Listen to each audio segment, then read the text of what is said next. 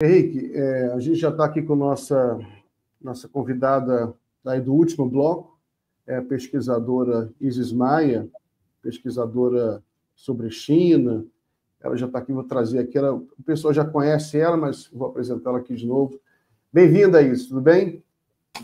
Tudo bem, boa noite, muito prazer estar aqui, Miguel, boa noite, Henrique, boa noite, público. Boa noite. Isis, a China está cada vez mais no centro do debate geopolítico, né?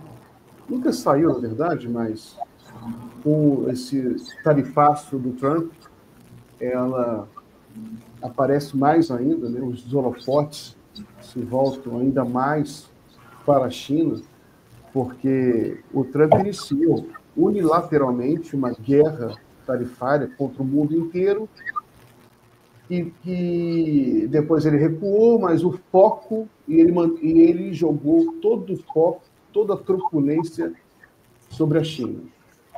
As tarifas contra a China são, assim, surreais, né? Surreais. São tarifas de 145%.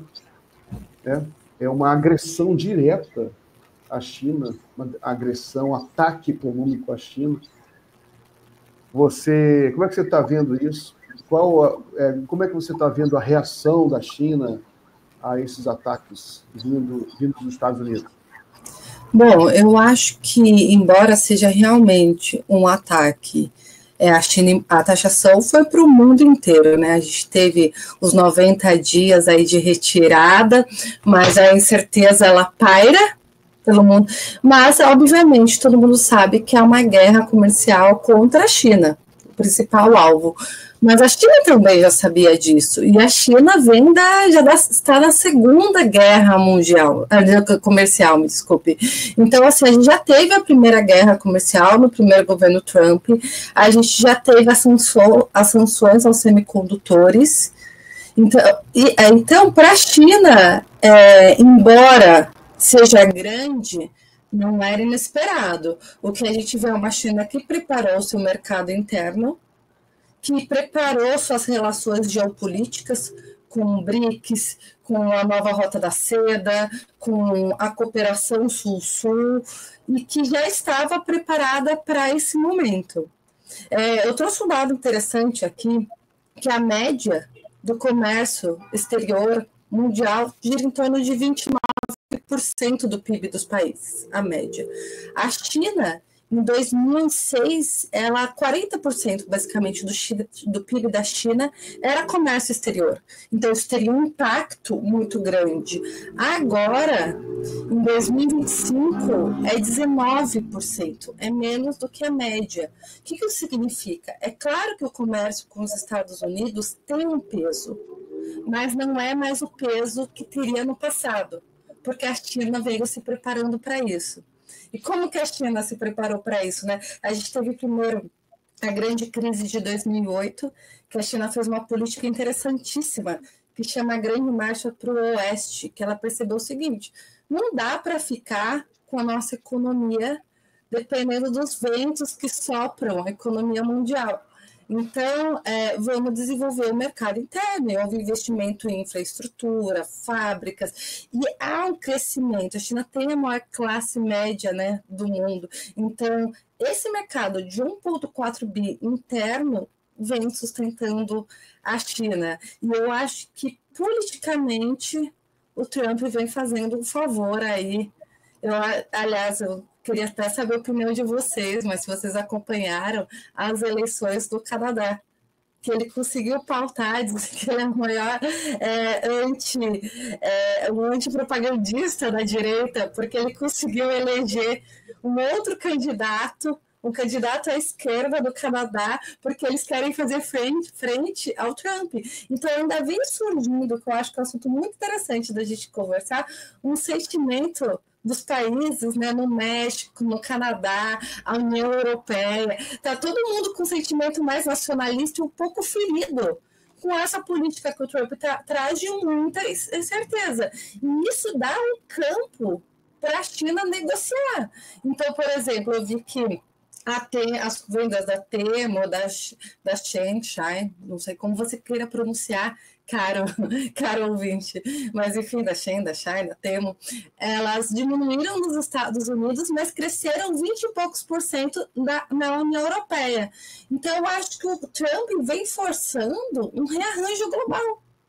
Porque mesmo quando ele tira a taxação, ele diz o quê? Eu tiro, mas eu tiro por 90 dias. Mas e depois? Depois a Ásia vai ficar taxada em 40 e poucos por cento? E a parceria dos Estados Unidos com o Japão, com o grupo do G7, ficou onde essa parceria? Isso o Japão quer saber. Os Estados Unidos têm a maior dívida externa, né? Acho que são 27 trilhões, se eu não me engano. E primeiro é para o Japão e depois para os Estados Unidos. Mas olha a taxação em cima do Japão. Então, eu acho que vem havendo um rearranjo mundial na geopolítica graças à loucura do Trump, sem falar no rearranjo dentro dos Estados Unidos, né? Que também um outro dado interessantíssimo é que a maior rejeição em 80 anos dos Estados Unidos, os primeiros 100 dias do presidente e com Trump foi a maior rejeição nos últimos 100 anos. Então, assim, os dados interessantes para a gente conversar. Eu acho que a gente está vivendo um momento, assim, histórico. Olha, Isis, com relação ao impacto do Trump como o maior cabo eleitoral às avessas da história, ele é um cabo eleitoral... Cabo eleitoral às avessas. Ele está destruindo a extrema-direita. Exatamente, ele é um cabo eleitoral ao contrário, ele faz algo e ele tira voto do campo político dele, é um negócio fantástico. Eu vejo aqui na Europa, eu moro em Portugal, e tem uma coisa muito curiosa, Portugal está em plena campanha eleitoral, o governo do primeiro-ministro Luís Montenegro, de centro-direita, do PSD, caiu depois de 11 meses, muito provavelmente ele deve ser reconduzido ao cargo agora com um governo de minoria de novo. O resultado deve ser semelhante ao da última eleição, mas essas peripécias do Trump têm chamado a atenção num sentido. Ontem teve debate na RTP, que é a TV estatal, aqui a principal TV, equivaleria à Globo no Brasil, com todos os candidatos simultaneamente, porque aqui tem duelos, né, de 2 em 2 e tal. Esse foi um debate geral. Ninguém, em nenhum momento, nenhum candidato tocou no assunto do Trump. Nem mesmo o André Ventura, da extrema-direita, do Chega, que comemorou a vitória do Trump, foi a posse do Trump. O Trump desapareceu. E o que a gente percebe pelas pesquisas de intenção de voto é que o Chega vem encolhendo, ao passo que um outro partido, também de extrema-direita, mais de verniz liberal, parecido com o Novo no Brasil, esse partido vem tomando cadeiras do Chega. Então, assim, o trumpismo traz impactos fortes aqui em Portugal. Eu estive na Itália recentemente, passei uma semana em Milão e em Turim, e o que eu vi lá também na imprensa é que mesmo com o governo de extrema-direita da Giorgia Meloni, parece que o nome do Trump se converteu num palavrão. Mesmo as emissoras mais à direita criticaram veementemente a visita que a Giorgia Meloni fez há 2 semanas, na semana da Páscoa.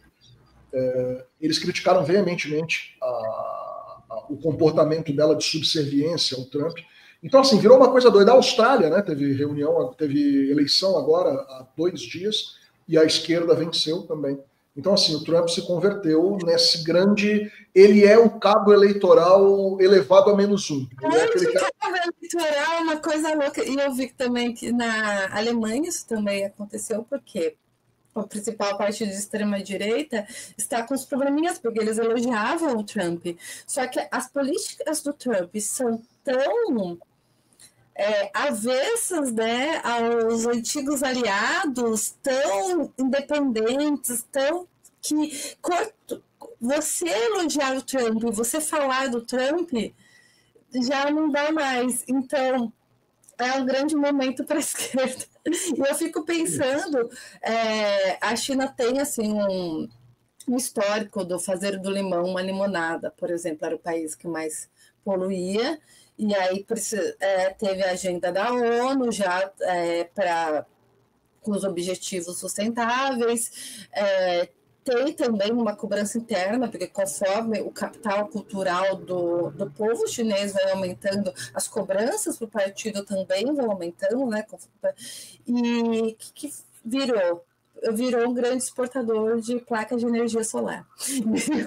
A do carros elétricos. Então, quando o Miguel me pergunta coisas como, por exemplo, mas qual é a reação da China? Sim, eu imagino, é um grande baque, mas o comércio com os Estados Unidos, especificamente, representava 11%. Claro que é um bom número, mas já que já existe essa situação acomodada, eu acho que está tirando o melhor suco da situação, que não há um momento tão propício para a União do Sul Global, a União Europeia até.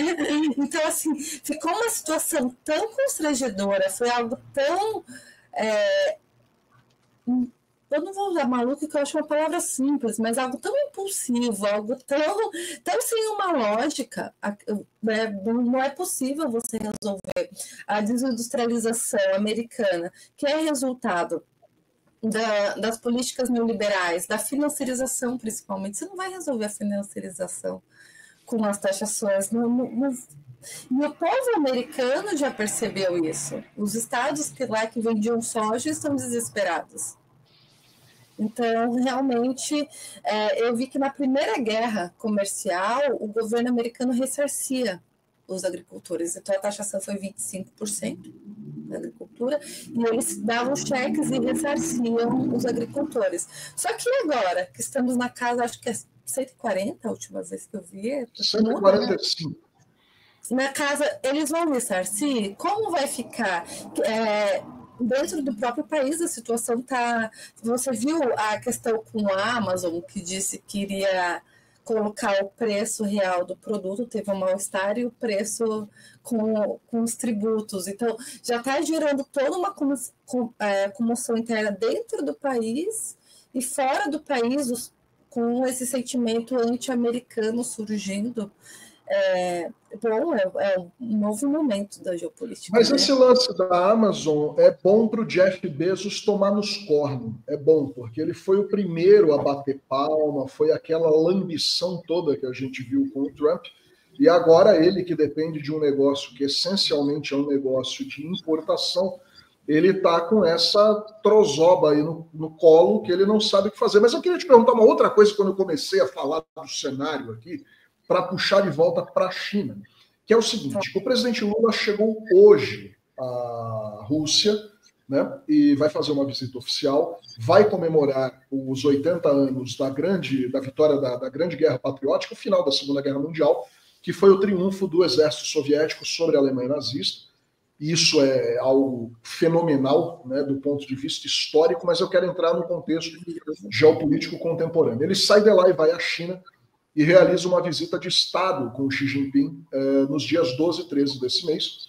E isso tudo na esteira da cúpula CELAC-China, que tenta reforçar aí uma presença maior da China e do investimento chinês nos países da América Latina e do Caribe, enfim. Eu queria saber de ti o seguinte: o que isso sinaliza em termos geopolíticos? O Lula poderia tentar costurar, digamos assim, por mais que tenha todas as rusgas que a gente sabe que tem, o Lula poderia costurar uma visita, por exemplo, à Casa Branca, ou uma ida aos Estados Unidos, ou algo do tipo. Não se preocupa com isso, e no meio desse pandemônio comercial, ele vai a uma visita de Estado à Rússia, a Moscou e a São Petersburgo, e depois vai a Pequim se reunir com o Xi Jinping. Como é que você faz essa leitura? O governo agora parece que se posiciona claramente. O Lula apertando a mão do Xi Jinping em Pequim é um posicionamento, de alguma forma. Qual a tua leitura dessa ida para lá? O Brasil realmente agora não vai atacar os Estados Unidos ou desagradá-lo de forma explícita, mas o Brasil deve agora tomar uma posição. Isso denota uma posição do Brasil a partir dessa visita, no meio dessa confusão toda? Olha, eu acredito que, na ocasião, dando uns passos atrás, quando o Xi veio para cá, e que o Brasil não aderiu à nova Rota da Seda, mas fez acordos, né? Então, criou uma sinergia, eles chamaram de sinergia essa cooperação sem adesão. Eu acho que dentro do Brasil havia um cenário de polarização muito grande, em que o governo não via como aderir e fazer esse equilíbrio, né, e manter aí a sua popularidade e tudo mais. Mas justamente essa questão do Trump, ela acirrou tanto o nacionalismo de cada país, da sua melhor forma, ao meu ver, que hoje eu acredito que o Brasil não vê como algo ruim essa aproximação tanto com a Rússia quanto com a China. Eu acredito que esse cenário mudou. E esse cenário mudou também pelo agro, porque as nossas exportações de soja cresceram 48%. Então, esse é um ótimo, justamente, momento geopolítico, mas eu acredito que internamente isso é melhor visto do que há alguns meses. E é isso que eu acho impressionante, esse giro que o Trump conseguiu dar. Eu vi uma reportagem que o Haddad disse, quando questionado sobre isso, que o Brasil pretende continuar tendo boas relações com os Estados Unidos. Sim, mas quem recebe o prestígio das visitas é a Rússia, com Putin, é a China. Então, para mim, está claro que essa situação constrangedora que o Trump criou com os outros países acaba empurrando essa nova ordem que já vinha se construindo. Porque qual que é o objetivo, né, desse tarifaço? Primeiro, o recrudescimento a gente consegue observar do protecionismo americano, porque os Estados Unidos sempre tiveram uma narrativa liberal, mas a prática era de um Estado desenvolvimentista, um Estado que investia em pesquisa, um Estado industrial, e a gente vê que a financiarização corroeu esse Estado e que isso foi se desindustrializando, a China foi crescendo, então volta essa ideia de vamos trazer as indústrias para cá. Que aqui a gente abre um parêntese, é uma ideia um pouco irreal, porque imagina, você tem uma indústria, graças ao acordo NAFTA, no México, você tinha esse livre comércio para quê? Pagar você, como americano, a mão de obra barata. Essa empresa do México, ela não vai voltar para dentro dos Estados Unidos. Ela não vai porque a mão de obra lá é mais cara e os 10% é mais barato do que a mão de obra. E esses 10% voltam para o americano. Então, enfim, essa política a gente sabe que já não tem muito futuro.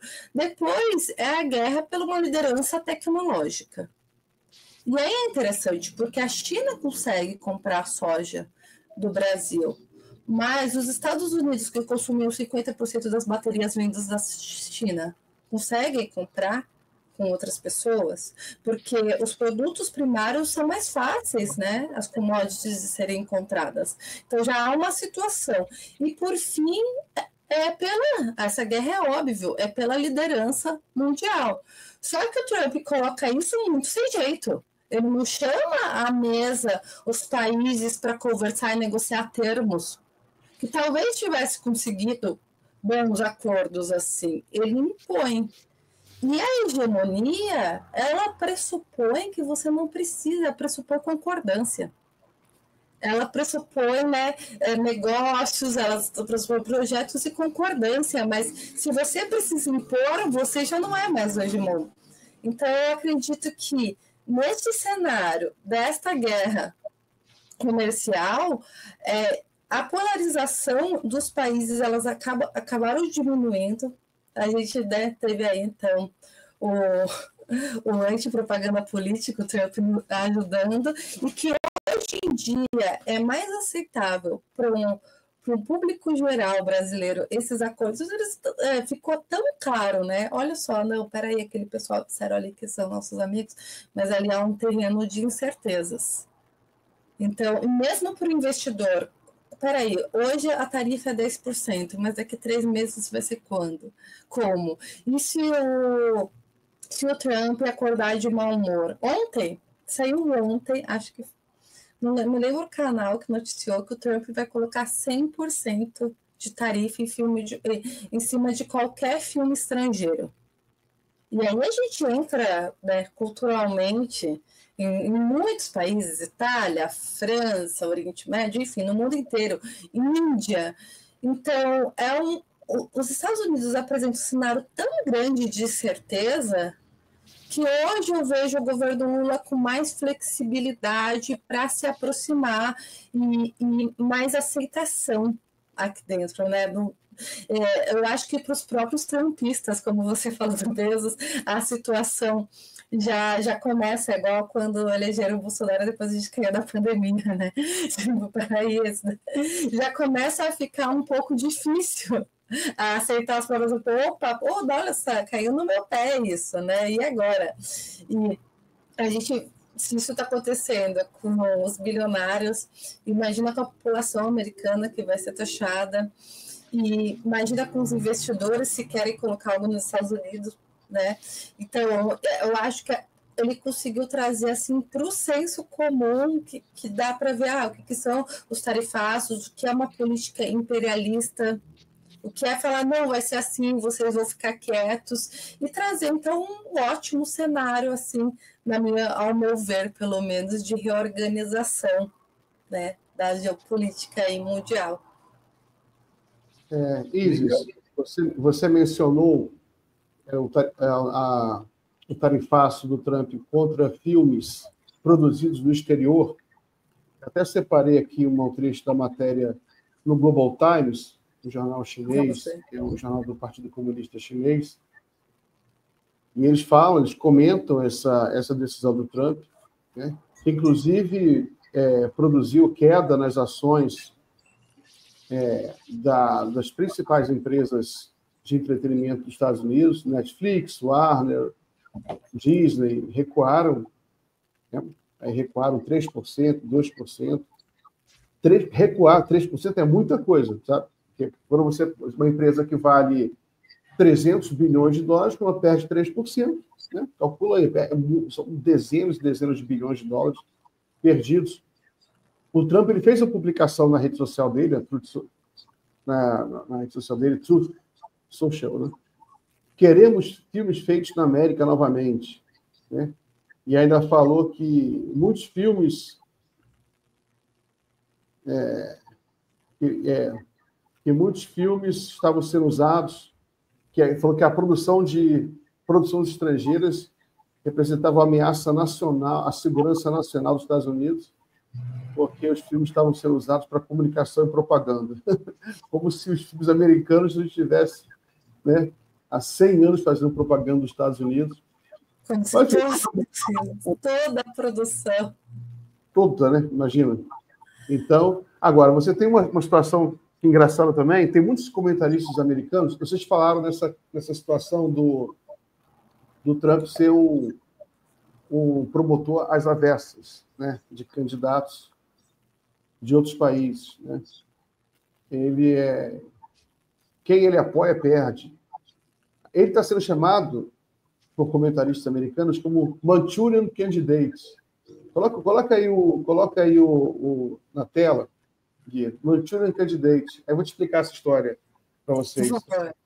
O Manchurian Candidate é um livro, né, do Richard Condor, e é um filme clássico de 62, depois foi regravado mais recente, década de 90, pelo Denzel Washington, que faz o papel, né? O Manchurian Candidate é um americano que ele vai para a China, sofre uma lavagem cerebral do governo comunista chinês, né? E volta para os Estados Unidos, se torna candidato a presidente da República dos Estados Unidos, vence as eleições, só que, no fundo, ele é um representante da China.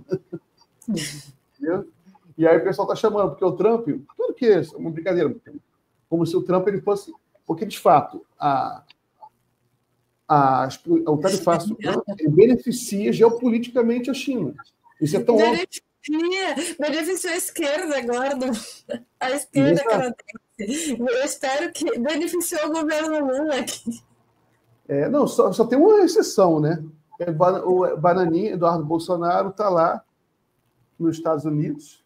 Ele seguiu o caminho contrário. Ele abandonou o mandato dele de deputado e foi morar nos Estados Unidos. Né? Só a extrema-direita brasileira ainda que não entendeu ainda. Né? Mas isso é um fato. Né? E tem outra notícia que eu separei aqui também, para a gente. Coloca aí, Gui.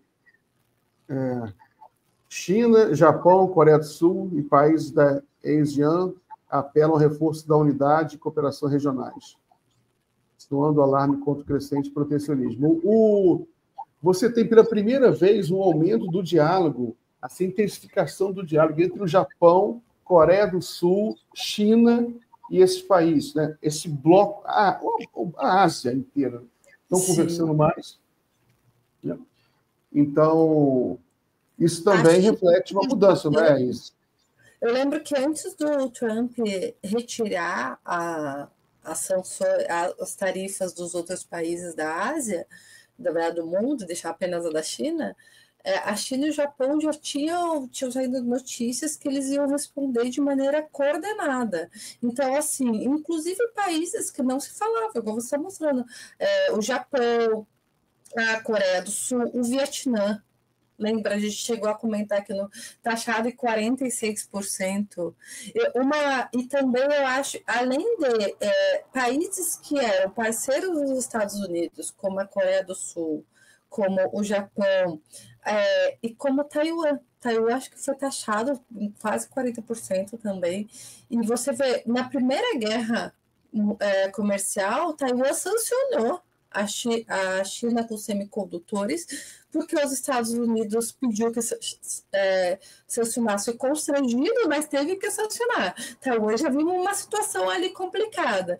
E aí, ele comprou o lado americano para depois ser taxado em quase 40%. Dando, então, né, para a oposição lá no Taiwan um belo trunfo aí para debater, então, a questão com os Estados Unidos. Mas e com a China, claro. Eu acredito que a principal questão não importa ter tirado essa tarifa, porque uma coisa ali se rompeu. Primeiro porque tira momentaneamente, e depois que não existe parceria. E não dá, na contemporaneidade, para os Estados Unidos jogarem esse jogo sozinho. Então, ele acabou promovendo. A China já tinha, como você tem, só a China, com o BRICS, tem 60% da população mundial. O G7 não chega a 20%. E o G7 virou G1 com os Estados Unidos, porque abandonou os parceiros. Então, agora, quando você pega os gigantes da tecnologia lá na Ásia, eles vão começar a negociar em bloco. Realmente, o Trump deu um tiro do pé. E é impressionante ver as declarações do Trump, porque ele tem confiança, sabe? É uma coisa bonita de se ver. Que ele tem, ele vive tão fechado na lógica dele, que ele disse, já está... Henrique, seu está fechado, seu microfone. Ele faz merda com uma convicção impressionante, assim. Ele faz merda e fala, estou fazendo mesmo. O nosso momento coaching é esse, gente. Eu não acreditava muito em mim até ver o Bolsonaro virar presidente. Eu falei, talvez não seja sobre isso, seja sobre outra coisa. Eu posso continuar nesse caminho, mas se o Bolsonaro conseguiu, mas o que eu queria dizer era, ele acredita, se você repetir a mesma coisa, ele diz que é tudo que está se falando. Houve uma retração pela primeira vez, esse em comparação ao trimestre de 2024, o primeiro trimestre americano teve uma retração de 0,3%. Então, é a primeira vez que tem essa retração, mas ele diz, está tudo dando certo. Vai começar tudo dar certo. Quando, na verdade, tudo tende a dar errado, porque eles estão consumindo o que eles já tinham, mas os novos produtos tarifados vão chegar. Certamente não os chineses, porque realmente não vai nem ter condição de comprar.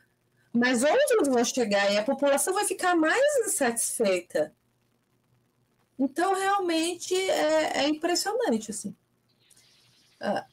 Ele diz que tem que ter paciência. Ele fala que vocês têm que ter paciência. É mais ou menos como a lógica dele opera numa frequência parecida com a do Milei na Argentina. Né? O Milei pediu para todo mundo ter paciência. Aí ele ficou um ano no governo só atochando na população e elevou a população em condição de pobreza até acho que 63%, mais da metade dos argentinos. Depois que ele destruiu isso tudo e pediu um ano de paciência, os índices inflacionários começaram a voltar, não houve retorno nenhum para a população no geral, a pobreza estacionou, e agora todo mundo ficou meio flutuando nessa pobreza, mas o importante é você ter paciência. O Trump segue essa lógica. Ele diz que esses dados do primeiro trimestre agora, de recessão, de recuo, tá tudo dentro do esperado. Mas a tendência é que isso piore. A coisa vai piorar, porque, na verdade, vão começar a chegar e a sair os produtos que vão estar sob o novo sistema de tarifa. Então, assim, a coisa vai piorar ainda mais. Mas é como você falou, ele fala o absurdo com uma convicção, assim. Ele fala uma merda absurda, mas ele fala de um jeito que você até acredita. É a convicção de um demente, Henrique. É a convicção típica de um demente. Da noite a gente pode falar a verdade aqui, de um demente. Uma coisa que eu fico pensando, que claramente, né, a gente vê os gráficos, os Estados Unidos foi se desindustrializando, e é claro que precisava de políticas para reindustrializar o país.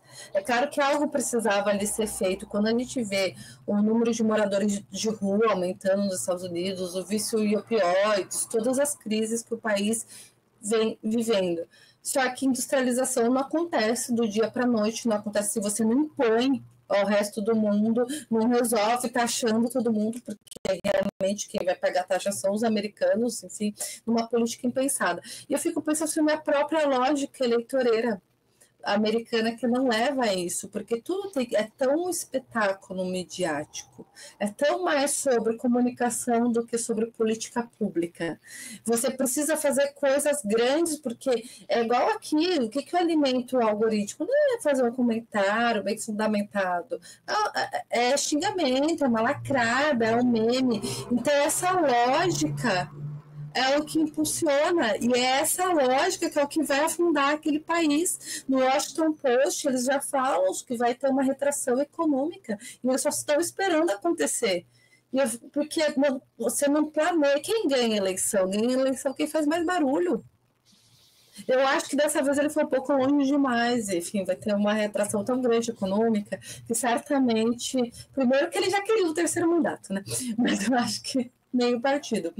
Mas eu fico pensando, porque o que industrializou a China foram políticas públicas de longo prazo, metas de planos quinquenais, já deu 10 horas, agora eu vi, enfim, mas fica aí a questão para a gente pensar o quanto essa lógica eleitoreira, baseada em algoritmos de big techs, não fez o Trump entrar, é só falar, né? É só falar 140, parece truco. 90, 110, 120, 140, 143, e olha onde estamos, né? Mas é só para fechar aqui, mais interessante. É só o Xi Jinping quieto. Aí foi de eles são os camponeses, para pensando o Xi Jinping é inteligente vai me ligar, e a China só quieta ficou e os caras estão ali. De camponeses burros para inteligentes, de repente a gente volta à mesa para conversar. Vamos ver, né? E fora que ele falou que o Xi Jinping já estava na fila lá para beijar a bunda dele, e na verdade ninguém telefonou para ele, e agora na sexta-feira eu cheguei a fazer uma matéria. Eu fiz uma matéria na sexta-feira mostrando que, na verdade, quem mandou já 2 emissários para tentar estabelecer contato foram os Estados Unidos. Eles fizeram tudo isso e agora eles estão tentando. Eles estão tentando agora conversar. Desesperados. O melhor meme desse período todo é aquele meme do chinês portão. Aí tem o chamado assim: não faça nada, vença. Né? Do nothing, win. Né? Aí está o chinês portão rindo. É isso, a China não está fazendo nada. A China não começou esse ataque. Né? O Trump, do nada, nem os americanos esperavam esse tarifaço dele aí. E eles são muito burros.